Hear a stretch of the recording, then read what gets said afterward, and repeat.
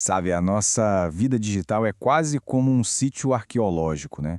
Cada post, cada registro, cada linha de código, tudo isso é um artefato. É uma camada de dados que, quando a gente começa a cavar, conta uma história. E hoje é exatamente isso que vamos fazer. Uma arqueologia digital para desvendar a história por trás de uma transição de carreira bem complexa, toda documentada em registros públicos. Bora mergulhar nisso?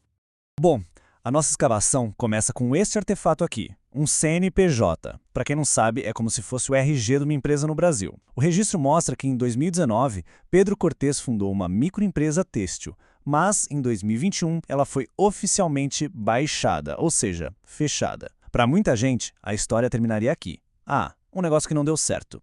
Mas para nossa análise, este é só o começo. E a pergunta que fica é: o que um registro de empresa baixada realmente significa?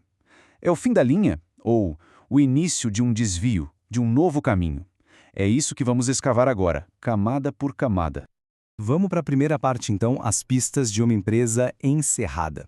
E olha, as primeiras pistas que a gente encontra já nos levam para uma direção totalmente inesperada. E aqui está a primeira grande descoberta. Dá uma olhada nessa linha do tempo. Por volta de 2021, bem na época em que a empresa têxtil estava sendo fechada, outra coisa já estava começando, a faculdade de Direito. Não foi uma coisa que acabou para outra começar. Não, foi uma sobreposição. O início de uma nova identidade sendo construída, literalmente, sobre as cinzas da anterior. E essa mudança não é pouca coisa. É uma reescrita completa da identidade profissional, saindo do universo da fabricação, do concreto, para mergulhar de cabeça no mundo abstrato das leis. E essa imagem aqui ilustra o tamanho da mudança de um jeito perfeito. De um lado, a matéria-prima é o fio, o tecido. Do outro, são os códigos, os processos, a própria informação. É uma troca radical do que é tangível pelo que é intangível. E isso não foi uma mudança por impulso, viu? Os registros acadêmicos mostram um comprometimento real. Mais de 3.500 horas de estudo formal.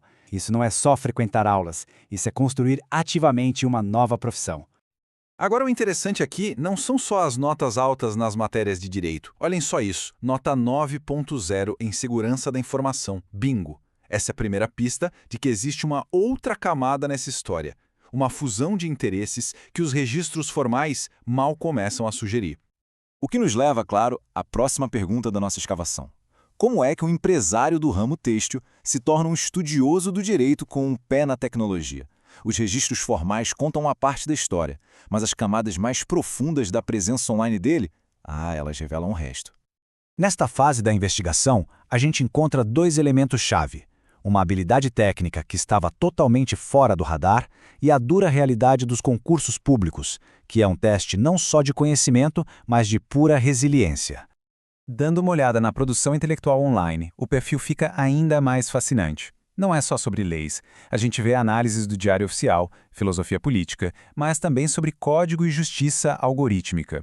É uma mente que conecta Platão a editais de concurso, uma sofisticação que, convenhamos, não é nada comum.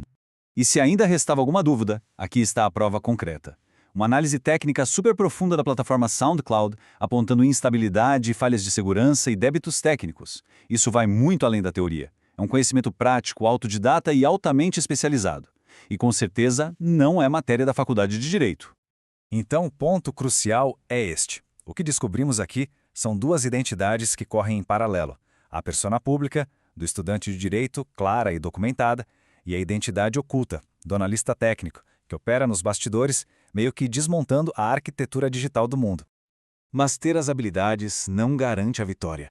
A jornada para unir essas identidades no mundo real encontra um obstáculo. Em 2022, a primeira tentativa num concurso de estágio para a Defensoria Pública e o resultado oficial é este: reprovado. Um revés claro documentado, o primeiro grande teste para essa nova identidade. Só que a história não termina no fracasso. Anos depois, em 2025, um novo concurso, agora para o Tribunal Regional do Trabalho. E o resultado é diferente. Classificado. A persistência venceu. O revés se tornou apenas um capítulo, não o fim da história. A nova identidade profissional está agora validada oficialmente. Agora, vamos montar todas as peças para formar o retrato completo. E como em toda boa escavação, a descoberta final é a mais inesperada de todas. É um artefato que muda a nossa perspectiva sobre tudo. Este diagrama resume bem a nossa jornada. No centro, a base, o CNPJ da empresa têxtil, e ao redor, as camadas construídas sobre essa fundação. O estudante de direito, o analista técnico, o desenvolvedor. Não são identidades separadas. Juntas, elas formam um profissional único, um verdadeiro arquiteto da própria carreira. A história parece completa, não é? Fracasso, reinvenção, resiliência e, finalmente, sucesso.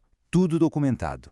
Mas é exatamente no documento do sucesso que a gente encontra a falha mais intrigante.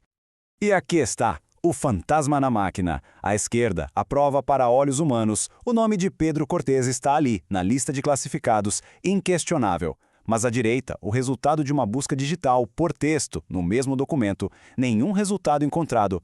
A prova da sua maior conquista profissional existe para nós, mas é completamente invisível para um algoritmo.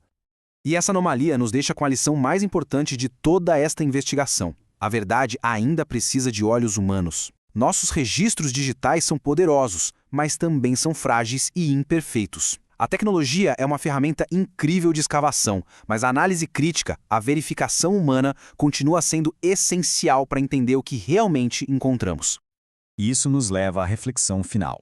A história de Pedro Cortes, do empresário têxtil ao analista jurídico-tecnológico, só pôde ser contada porque conectamos pontos que pareciam aleatórios nesse vasto arquivo digital público. E o que nos faz perguntar é: quantas outras histórias de reinvenção e resiliência estão silenciosamente arquivadas por aí, só esperando para serem contadas?